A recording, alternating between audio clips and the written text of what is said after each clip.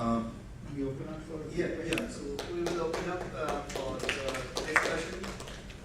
I personally can assure you that listening to Indranil is going back to the days of our students' time, because Indranil makes complex things so simple that one doesn't need much of homework to come for listening to his speeches. The way he has structured his talk, you must have observed, starting from the world economy, coming to hydrocarbon, then getting into the entire world of developed and developing countries and emerging market, finally bringing down the each and every strategic aspect of macroeconomic analysis to the impact analysis of India.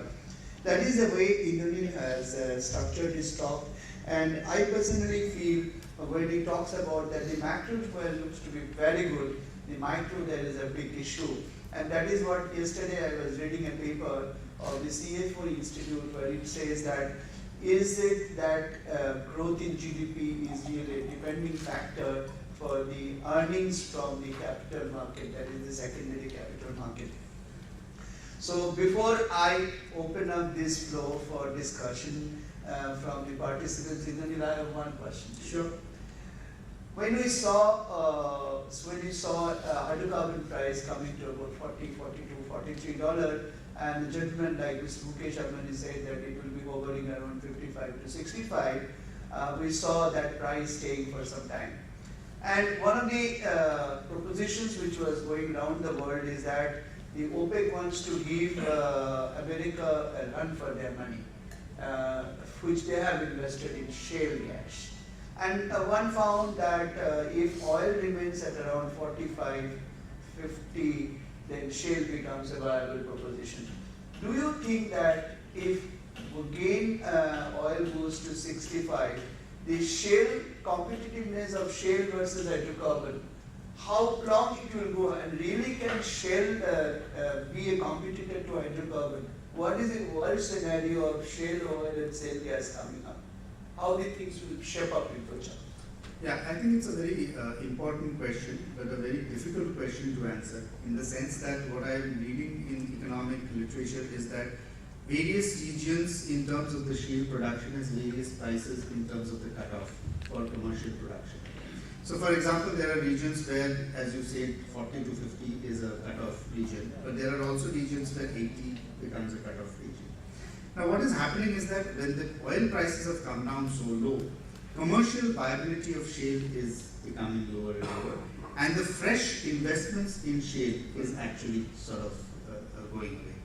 Now I'll look at it from a slightly different angle, in the sense that I would look at it from an angle as to how much Saudi Arabia, for example, will be able to sustain a $40 to $50 an ounce. Nigeria, Venezuela, because all the way they do their fiscal balances is that X is the price of oil, therefore I need to produce Y. This is therefore my budget revenue minus other expenses and equal to the amount that is there for investments. Now, given that oil prices were at 110, 120 for significant period of time, Saudi Arabia and all have, the bigger oil producers still have about 2 years of surpluses. sitting on a war chest. Yes. So from that perspective, you can see oil sustaining at around 60 for another 2 years. But after that, I still believe that oil actually has to go back to around 70, 80 zone for this disequilibrium situation to come. And even there you pointed out that this is the 2 years time when India should consolidate. Absolutely, absolutely. And this is a time where you should do your homework and Yes. dress up the home Yes. situation. Yes. Right. Okay, can we request our learned participants to please throw some questions which will make the discussions much more lucid and clearer. Dr. Indranil, yours was a good presentation. I request if you can spare a copy for Bombay Chamber, and the review participants will be happy. So we can digest it more. Yes. And number two, sir, you have not referred to the importance of the gold in the currency valuation and the differentiation. So you can throw some light as to internationally how the gold is important and what the impact is and what standard we should adopt. India. Okay, I think gold is quite an important. Are you looking at the globe or are you looking at India alone? Globe. Okay. Now, in terms of the globe, one of the reasons why gold prices had gone up very significantly, if that is what you are referring to, is not because of central bank activity in gold, but mostly because of the relatively high inflation that was there in a significant number of countries. Now, as gold prices have actually, as overall inflation bias has come down, that has also reduced the overall demand for gold from an investment perspective. India is slightly different because in terms of investment, gold is just about 25 to 30% in terms of bars and coins. The rest goes to the jewelry. So that's that. India is therefore slightly different in terms of the type of demand that it experiences in gold. But overall, from a global perspective, we don't think that gold prices will go back to the $1,800 and $1,900 per ounce. It would more sustain in the 1,000 to 1,100 zone. And if dollar actually, there's a linkage between the gold prices and the dollar also. If dollar actually appreciates below its parity level, which we think is likely, then gold can actually go down to around $900, $950 an ounce.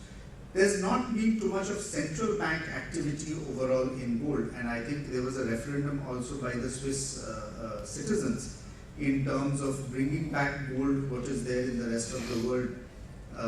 I don't think that referendum has also gone through. So from a central bank perspective, it is not very important for me to determine gold prices. It is more the other perspectives of the investment demand coming out of the overall price level that becomes. Indranil, I have a tip. Sorry, sir, I'm encroaching into your question to make the discussion more dimensional. I have an understanding that the world average of producing an ounce of gold is roughly about $1,200 to $1,250. Now, if that is the kind of situation, and if we are seeing gold prices around that for some time, often it has increased a bit. But if you say that it will come to 1,100 to 900, there is a possibility. Do you think that the gold production by itself will stop? See, ultimately, to a certain extent, you need an equilibration between the demand and supply. Yeah. If the demand overall in the globe drops down, it is obviously true that the supply will try to adjust to the lower demand and therefore sort of retain the price. How long the miners will sustain loss? That's a big issue. I really don't know. I have not really sort of studied that dimension. Yeah. Two questions. There are about 20 bloody conflicts going on in the world. How is it going to affect the economy? Because it doesn't seem to be subsiding anyway. I'm talking about Libya and ISIS and things like that. That is one question. Second question is, when there is so much unrest in such a big part of the world, doesn't it give an advantage to India as far as Make in India or investment in India is concerned by global money banks? I think to answer your second question first, the macro becomes relevant and the way we move ahead in terms of the manufacturing sector and therefore the competitiveness of the manufacturing sector. So productivity levels have to improve in a very significant way. So that I think I am relatively clear in my mind. And the other very clearly linked issue is that if you have followed my presentation and if I am looking at growth relatively on the lower side, for the world as a whole. At one point in time, I had also mentioned the fact that we still see relatively higher growth in the Asian world, but the growth is on a bump down scale. Rather than the 8%, we are talking about 6% now. One of the key reasons is that between 2003 to 2008, it was trade as an engine of growth that was leading the world economy forward. Now, because of the global crisis in the rest of the world, including the geopolitical issues that you talk of, has severely affected demand in the global environment, which needs to say that trade as an engine of growth is no longer the bigger issue. Now, a close linkage from there is obviously into the fact that if I really look at most of these economies, they are actually trying to change their own economic module also to favor domestic segment. For example, if I look at China, and if I really look at the wage growth that has happened in China, it's almost a perpendicular line up over the last 3-4 years. And they have been gradually trying to change the terms of trade back onto the domestic segment, having clearly realized that exports will not be the clear sort of dimension. And from that perspective, the domestic demand for India also becomes that much more relevant in trying to understand the way we need to move forward. Having said that, people do talk about a 10% growth. I'm not sure whether I immediately would talk about a 10% growth, because that still to me seems to be a slightly long haul forward. I think a lot of the issues need to change, and again, I think agriculture is an issue that we really have not paid attention to. We have large tracts of land, but yield levels are extremely poor. We still have to import grains. We still have to monsoons is still a very significant participant in the overall agricultural produce. Logistics is missing, storage is missing.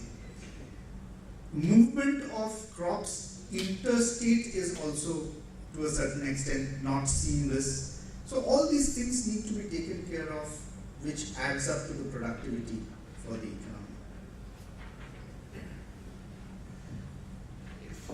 Is there any question? Then we're just running 10 minutes short at the moment. If you have any more questions, we can definitely take. Otherwise, We can take a yeah, sure.